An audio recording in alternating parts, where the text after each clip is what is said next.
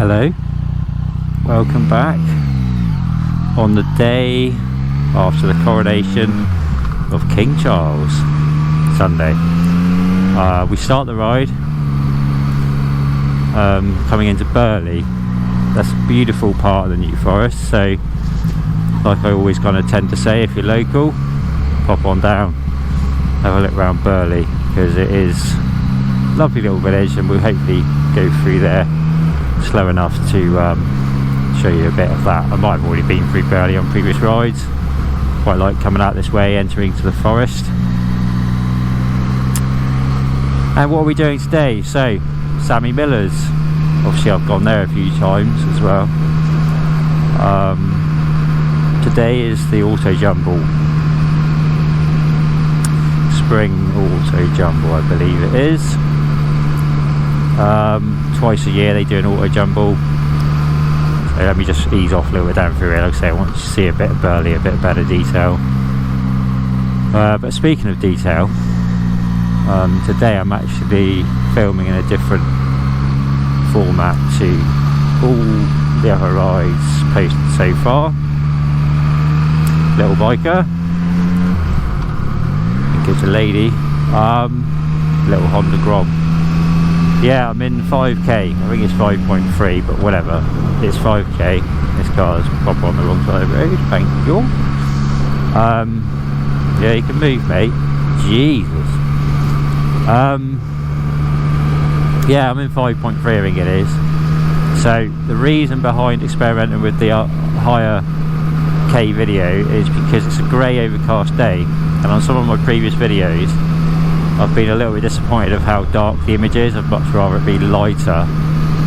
So this is the standard GoPro setting, although I've got all my different tuned versions. I believe this one I haven't adjusted, but maybe I have.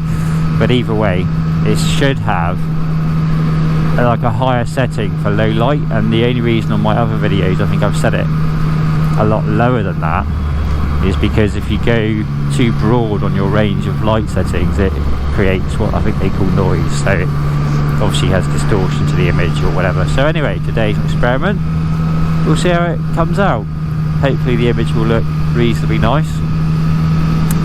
Now, I mentioned earlier, it's the day after the King's coronation, and every video I do I want engagement from the viewers to make it sort of worthwhile and meaningful and, you know, nice. So yeah, if you want to leave some comments about the coronation, that would be interesting.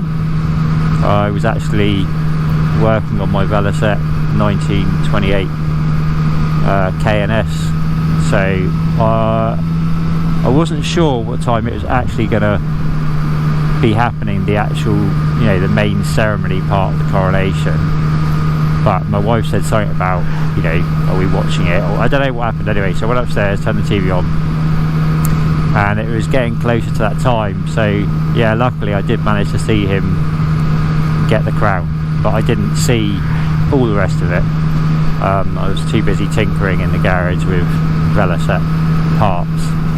And that's the reason I'm on my little ride today, because I'm hoping at Sammy Miller's Auto Jumble to find some elusive parts that I need for my resto. What I'm after is anything to do with the overhead cam, so a cam box would be lovely, rockers, lovely, anything to do with all that bit up the top there, because it seems really hard to come by. And it's weird, I discovered that my rockers are not original, they're homemade. Oh no, sorry, not the rockers, the rocker spindles and the end caps, if you like. So mine have been machined out of steel. The originals, it's like a bronze or brass end cap, big threaded sort of bolty plug thing, with then the spindle being tight fit into that, and then it locates in the other end of the cam box. So anyway, so mine were, like I say, made out of steel. Issue being, my learned friend that's helping me with the resto said, he said those spindles don't look hardened, and I thought, well, I don't really know what hardened looks like, but I run a file across it and I was like, yeah, they're not hardened for shit. And the problem with that is, I think, wear. So they run in a bronze bush, but I think with non-hardened steel I would have had issues. So we were concluding like different methods of attack to solve the problem. Oh hello, it's quite a lot. Oh, cyclists as well, but there's quite a lot going on here, so I'm going to have to wait a bit to pull out. This is the main road from Lyndhurst down to, I guess, Christchurch is the way I'd describe it, and it's the way I'm going to go to Sammy's today. Yeah, we were looking at like the potential of hardening the shafts myself, so I looked into it, and you can buy this powder, case hardening powder. I can't remember what's in it, but there was something in it that's no longer used. It's been banned. It's carcinogenic or something, but they've got obviously a modern alternative, so you can still buy the stuff. You heat up your metal red, dip it in the powder, continue to heat again, and then just keep repeating the process. Oh hello, cyclists come up the inside. Yeah, there must be an event on today. They must be racing, because they look like they're in they look like they're actually in time trial mode, like they've got those low bars, you know. Yeah, so we're getting held up by them slightly, because cars don't want to overtake, which is obviously understandable. And I didn't even notice that guy come up the inside of me, which is a bit bad. As a motorcyclist, I should be way more aware of cyclists. I was just focused on talking to you guys, which is the problem actually of making these videos. It's really hard to, bloody hell though, I'm like literally like crawling to a stop here. Number 14, yeah, he ain't got the legs. I used to cycle, still do, just not as often as I should. Anyway, yeah, so I was going to do the old case hardening of these things. The one weird thing as well though was the fact that I don't know whether it's maybe because maybe they wore out in the past. Maybe someone made them in the steel, didn't harden them, and then they wore out. So anyway, they turned down the spindles, I don't know quite what diameter, and then they'd put a sleeve over the top, and then they'd reamed out the bushes a little bit, so that the spindle was like wider diameter, then reducing down to narrow as it went into the socket in the end of the cam box. So my learned friend said to me, I have some correct spindles and correct bronze end caps, although they're a bit mangled on the hex head. So he said if you file them up, make them look nice, to fit. He just said just use a modern metric headed thing, which I have actually done, only because I found a metric bolt that was nigh on. You know, like I didn't have to take much off. I was really scared about removing too much metal from the original end caps, but they were so chewed up that, you know, it was like, yeah, it's difficult to get in there. You can't really get on there with a spanner that good, so you need a socket. And then of course if the head's chewed a bit, the sockets don't really work.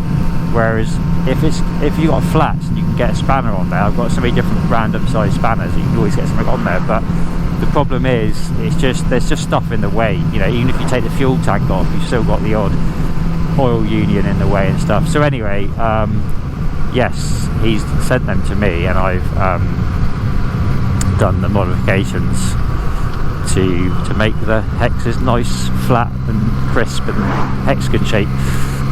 So that's a nice little bit of work done on the velo. That was done yesterday on the Coronation. So it's kind of good, because people often say to you in these situations in the future, oh, what do you remember you were doing on the day, blah blah blah, and I can say, well, I wasn't watching the Coronation, I was working on a velo. Nice logs over there, do with some of them for the old fire. Well, they're actually trees, aren't they? Trunks, lumber. Yeah, I wonder how many more cyclists we'll see this morning.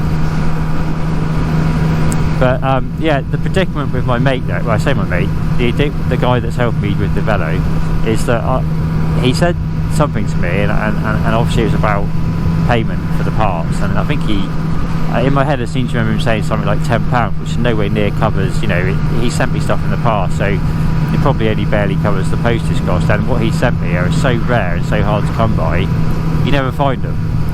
So yeah, I need to be offering him a much more substantial sum, and I've asked him at least 3 times now for bank details. I'm like, send me your bank details or your email for PayPal. Obviously I've already got him actually on email, so perhaps I could use that. But you've got to verify they've actually got a PayPal account with that email and all the rest of it. So anyway, yeah, I keep asking him. He doesn't send it, and I find that I've come across people like that before that without being rude, they're an older age of their life, and they are willing to help the younger generation that are struggling financially and this and the other. But I don't, you know, yeah, I'm struggling, but I don't want to take advantage of him and his good nature and the fact that he's already helping me, which is taking up a lot of his time, and now he'll be potentially giving me parts that you can't come by. Now, alright, I suppose he's concluded he doesn't need them again. He's probably he's got a couple of KTTs, I think, a couple of lovely velo sets, but maybe he's at a stage where, you know, the amount of miles he's going to end up doing on his bikes doesn't warrant using these, and maybe he's got some others. But regardless, they're hard to come by spares, and like I say, today, if I can find anything that's of use to me velo, I'll probably be buying it. But I have got most parts, in all honesty. It's only tempting because there's like a cam box bevel gear housing on eBay. I think it's about 60 quid maybe, and then they've got another part, I can't remember what it is, where it's, anyway, they've got another part, it's about 150 quid, and then there's someone has got the vertical shaft and bevel gears, it's like 400 odd quid. These are all used parts, obviously, but that one is for the later models than mine. And then there's an engine which is like about nearly £1,700. So yeah, they're obviously all way out of my price range, but if there's something up here that's just a little smaller part that I recognise, but that's the whole problem. You spend how much time looking around these auto jumbles, most of what I'm going to see, I'm going to guess, is either going to be Japanese or BSA sort of thing, maybe some Triumph. I don't think I'm going to find a single velo set part, but there you go. It's a bit of a morning out, isn't it? Yeah, and I'm nearly there anyway. Like I say, I haven't got that much more before I get there to talk about. So yeah, when I get there, I'm gonna again try and, real bumpy bit there, in case you come down this road. Yeah, I'm going to try and leave the camera rolling, and I'll unplug my helmet mic, so this time, at least compared to the previous ride, you'll be able to hear just the general ambience. But I may get told to turn it off, or I may just get too squeamish and turn it off myself. Like I say, I really sort of don't like recording people and stuff like that. Okay, thank you, he's letting me go. That way, okay.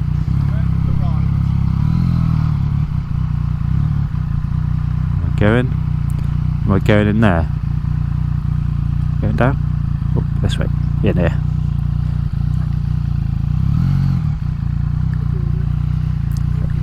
Thank you. Okay.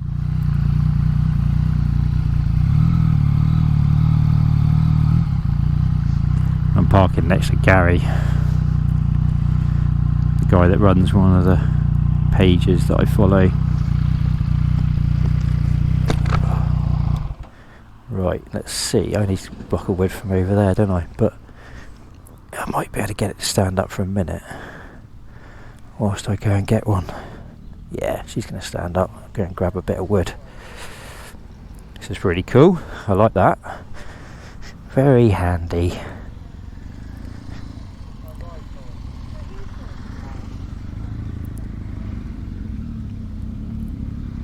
See if I can just get me stand on this bit of wood, just so I don't dig into the grass and fall over.